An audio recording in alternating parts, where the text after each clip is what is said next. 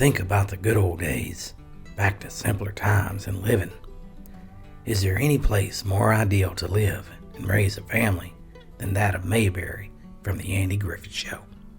Indeed, during the 1960s, the show was the #1 show in the nation, as Americans dreamed of a simpler life and the slower pace offered by Mayberry. Although the show ended in 1968, its appeal has continued to inspire folks to dream of living or visiting Mayberry for the past 50 years.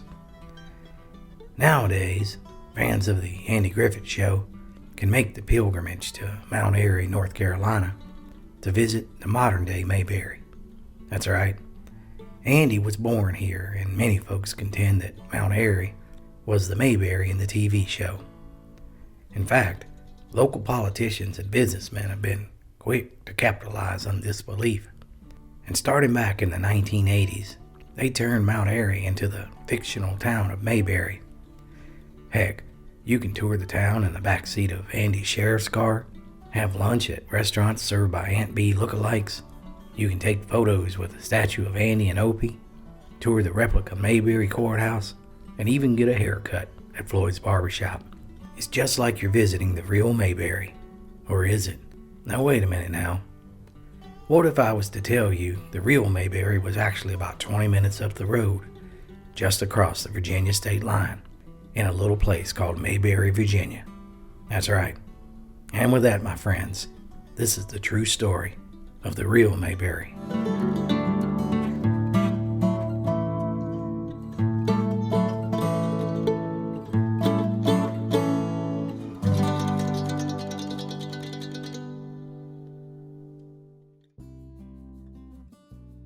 Our story begins in 1679, where census records note that a man named Francis Mayberry migrated from England to rural Virginia. Now, Francis settled the area, and his descendants would remain in this isolated area of the Appalachian Mountains for generations.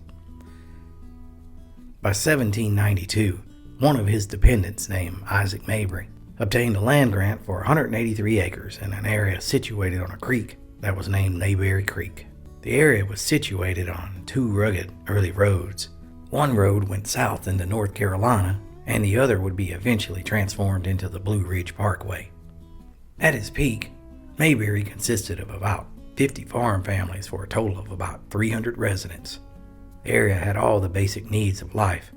Each family farmed buckwheat, and corn, and other staple crops.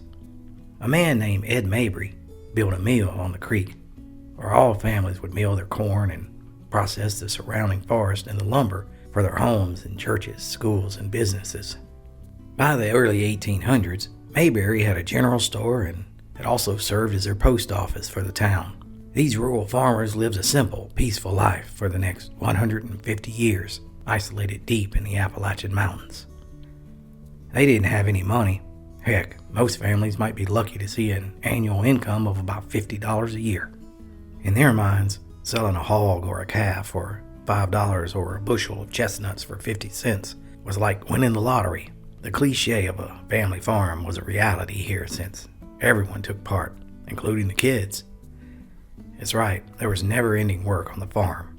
Everyone worked sun up to sundown, including the mother, when she wasn't busy having other kids. By the 1930s, while America was devastated from the Great Depression, folks in Mayberry never knew when it started or when it ended. They were truly independent people. However, in 1936, the Blue Ridge Parkway was built and tore right through the middle of the town of Mayberry. Many families lost their home and had to move down the mountain to a larger town. Folks viewed it as a sad day each time a family would leave Mayberry in exchange for a life of labor in a cotton mill or a furniture factory.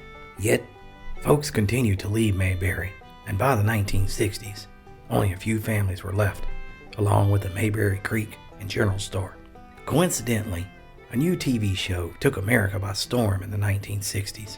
That's right, the Andy Griffith Show, which took place in what was supposed to be a fictional town named Mayberry. Wait a minute, hold on now. Was it really fictional? Consider this fact. Andy Griffith's grandparents lived in Mayberry, Virginia during the early 1900s. And even today, there are still surviving records from the Mayberry General Store showing them doing business there for years. Heck, Andy's mother was born near Mayberry and is buried right outside of the town.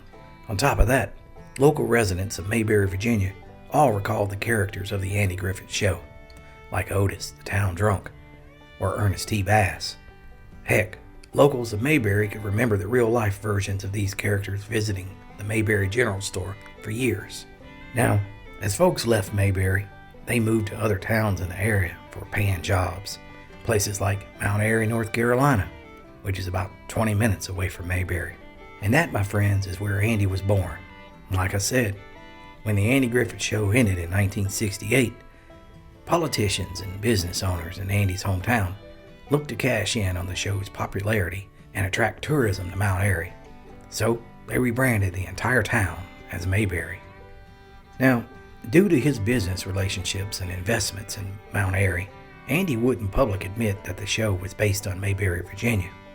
Yet, surely Andy knew that his mother and his grandparents were from Mayberry, Virginia. Even the actress who played Barney Fife's girlfriend, Thelma Lou, visited the real Mayberry, as she put it, to see it with my own eyes. So, my friends, if you ever find yourself in Mount Airy, North Carolina, touring all the Andy Griffith Show tourist attractions, do yourself a favor. Take the short 20-minute drive up to the top of Mayberry Mountain. Turn left on Mayberry Church Road, and there you can stop and shop at Mayberry General Store, built in 1892. The same store that Andy's mother and his grandparents shopped at. The store where the real characters from the Andy Griffith Show lived out their lives in Mayberry, Virginia. Hey guys, J.D. Phillips here from the Appalachian Storyteller, and today we are in the town of Mayberry, Virginia. Now, if you are an Andy Griffith fan, this is the name of the town. This is where they got the town. They got the name Mayberry from right here in Virginia. And we're here at the Mayberry Trading Post that was built in 1892. So, really cool old store in the middle of nowhere. Let's go inside and check it out, okay?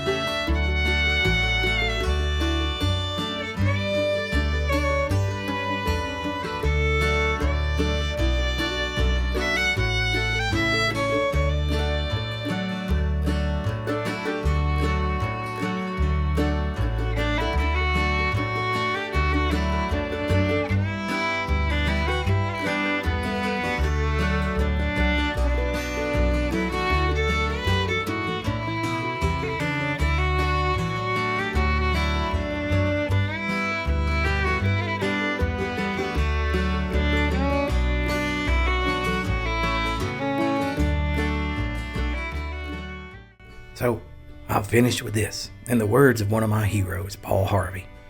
And now you know the rest of the story.